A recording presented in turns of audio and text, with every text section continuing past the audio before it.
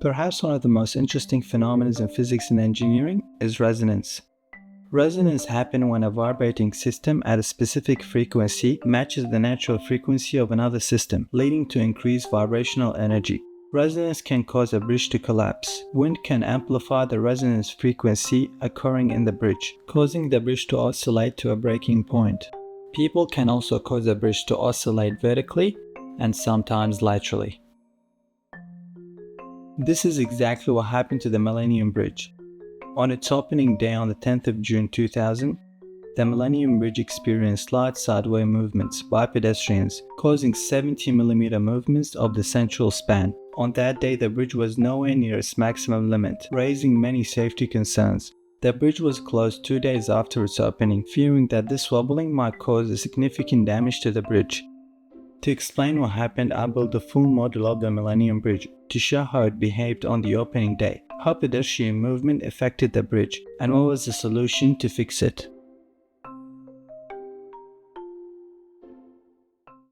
The Millennium Bridge is a steel suspension footbridge crossing the River Thames in London, England, linking Bankside with the City of London. Because of its prime location, the design offered an uninterrupted view from all directions, with the 3 sections and 2 river piers, with 8 steel cables, 4 for each side of the deck, that span below the deck, giving the bridge a very shallow profile. The bridge total length is 325 meters, with a 4-meter wide aluminium deck.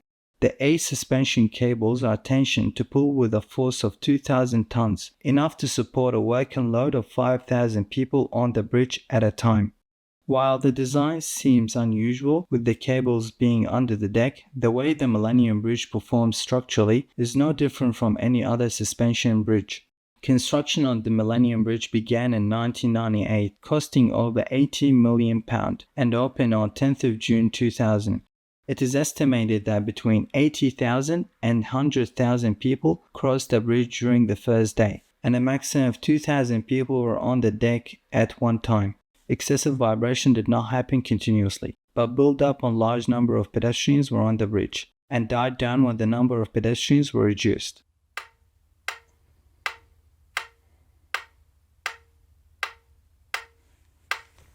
To simply explain what happened, let's take the simple experiment of multiple metronomes starting at different frequencies and resting on a platform with 2 soda cans underneath. After a while, the pendulums will slowly synchronize with each other until the whole system starts to oscillate together.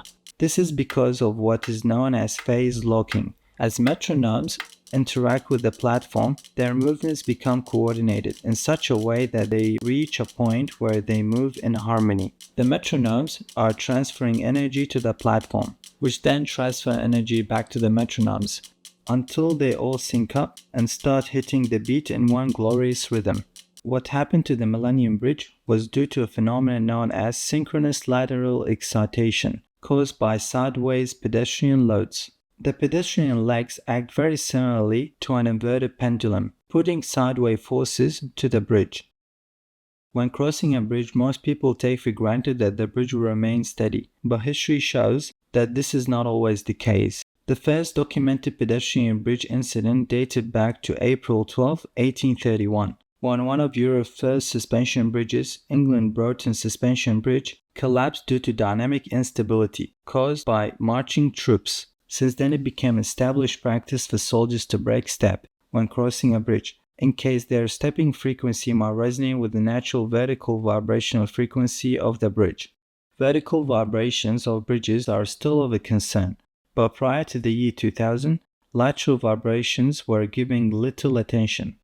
This was because for normal walking, the lateral component's force is smaller than the vertical component, and in the absence of coherence between pedestrians, the resulting bridge response were assumed to be negligible. But what is interesting is that the Millennium Bridge unusual geometry makes the bridge more flexible in the lateral direction, giving natural frequencies similar to pedestrian walking frequencies. This is what it looks like. A pedestrian generates vertical, lateral, and torsional forces, all of which could potentially excite a bridge. Vertical forces are equal to pedestrian footfall or steps, typically happen at 2 Hz. while the lateral frequency is less than the vertical frequency, around 1.3 Hz. After the bridge shut down, it was found that the bridge had lateral frequencies between 0.5 to 1 Hz, which makes the bridge susceptible to pedestrian lateral forces. What is surprising is that other bridges with completely different structures to the Millennium Bridge have also moved laterally under large crowds, and there is evidence going back to 1972. An example of this is the Auckland Harbour Road Bridge, which has a box girder structure. This bridge vibrated laterally at 0.7 Hz when a large crowd of demonstrators walked over it in 1975. This is significant because the Auckland Harbour Bridge is a large road bridge with a conventional structure.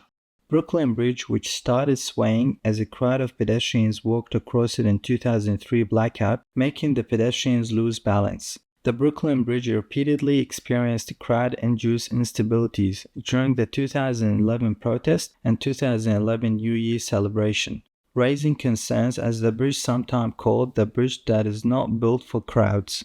Coincidentally, one of the more recent examples of lateral pedestrian instabilities is the Squibb Park Bridge, also on Brooklyn. Opened in 2013, this 3.9 million wooden bridge was purposefully designed to bounce slightly. It was closed after 3 years from opening for $2.5 million repairs. The Squibb Park Bridge was opened again in 2017, but was later demolished in 2019 due to concern about structural integrity.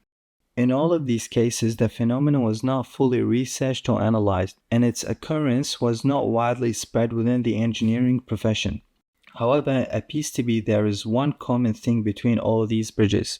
They all had lateral frequency of less than 1.3 Hz. This means that the synchronous lateral excitation is not unique to the Millennium Bridge, but could happen to other bridges with the frequencies below 1.3 Hz and sufficient pedestrian loads. Because of the way the Millennium Bridge behaved, it became more comfortable for pedestrians to walk in synchronization with the bridge movement. Even if the degree of swaying is initially very small, it helps them to maintain their lateral balance. After the bridge shut down, a number of tests and checks were done on the bridge. The analysis of the bridge indicated that the bridge computer model had correctly predicted the actual properties of the bridge. This means that the movements were due to unpredictable external forces by pedestrians, rather than miscalculated bridge dynamics. Therefore, a test was conducted on the bridge by gradually loading the bridge with people to find the critical number of pedestrians to reach the lateral synchronization with the bridge. The bridge behaved normally until it was loaded to 166 people. At that number, a spike in the lateral vibration was recorded. When the bridge is loaded with a critical number of people to move the bridge laterally, the motion of the bridge increases and the total force by pedestrians increases and become more correlated. As wobbling gets faster, people will adjust their walking to maintain their balance, hence putting more lateral force into the bridge, which will increase the speed of the bridge. This explains the on and off nature of the movement. A critical number of people is required to reduce the inherent structural damping of the bridge to zero. If the number of people is below the critical number, the movement of the bridge is low. If the critical number of pedestrians is exceeded, the force input is greater than the bridge structural damping, and the movement will quickly begin to increase. Since the force exerted by pedestrians is proportional to the bridge movement, the force will increase as the movement increases, until the force exerted by pedestrians is limited by their ability to walk normally. After getting a better understanding of how the bridge was behaving on the opening day, there were only 3 feasible options to improve its performance. Unless usage on the bridge was to be greatly restricted under the critical number, which will never happen considering the bridge's location. The solution was to either stiffen the bridge or damp its movement. Stiffening the bridge is to move the natural frequencies of the bridge out of the range that could be excited by the lateral walking forces, which is basically moving the bridge natural frequency above 1.3 Hz. This solution proven to be very difficult to achieve in the central span, which has a natural frequency of 0.49 Hz, which require approximately a 3-fold increase. The issue with the stiffening is that it will compromise the bridge's look by adding additional stiffening structures to strengthen the bridge. This will also be complex and time-consuming. Therefore, it became more evident that damping would be the best solution for this bridge. Bridge damping is the installation of energy-dissipating components that respond to the loading with a force proportional to the velocity.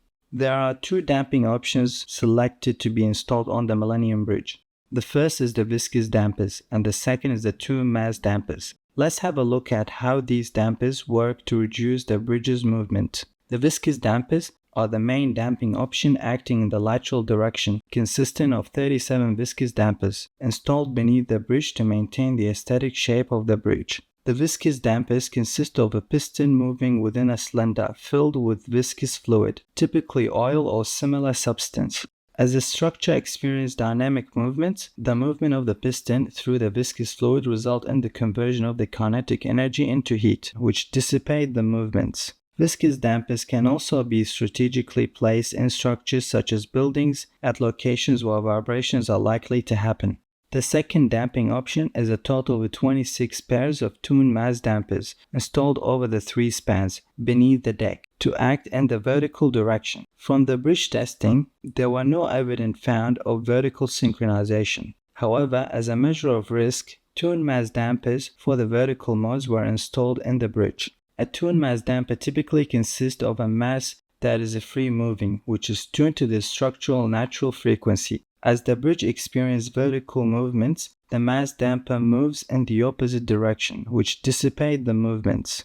One of the most prominent examples of tune mass dampers is the giant tune mass damper in Taipei 101 building in Taiwan. When the structure experiences dynamic forces such as wind or seismic activities, the tune mass damper absorbs and dissipates the energy by moving in the opposite direction, which helps the building combat seismic and wind forces. The installation of the dampers took place from May 2001 to January 2002 and cost £5 million. After a period of testing, the bridge was opened on the 22nd of February 2002, and since then the bridge has never been subject to significant vibrations. So in the end, what really caused this instability and the lateral vibration in the Millennium Bridge? Was the people walking on the bridge caused the bridge to wobble? It was proven that the phenomenon of synchronous lateral excitation seen on the opening day was not related to the technical innovation of the Millennium Bridge. The same movement could theoretically happen on any future or existing bridge with lateral frequency under 1.3 Hz, with enough pedestrians on the bridge to cause negative damping. So in reality, it was the wobbling bridge that caused the movement. This means that the bridge motion caused the walkers to adjust their foot placements. The more people walk on the bridge movements increase, due to reduction of the bridge natural damping by lateral forces, which lead to an increase in force input by pedestrian as a result of adjusting their walking to maintain balance. In fact, the Millennium Bridge problem has little to do with the crowds walking in steps. It is connected to what people do as they try to maintain their balance if the surface on which they are standing on is unstable. This is similar to what can happen if a number of people stand at the same time in a small boat. It is not the people who cause the imbalance, but the platform they are standing on. It is the movement that people make as they try to maintain their balance that leads to an increase in whatever swaying that's already present, so that the swaying keeps on getting worse.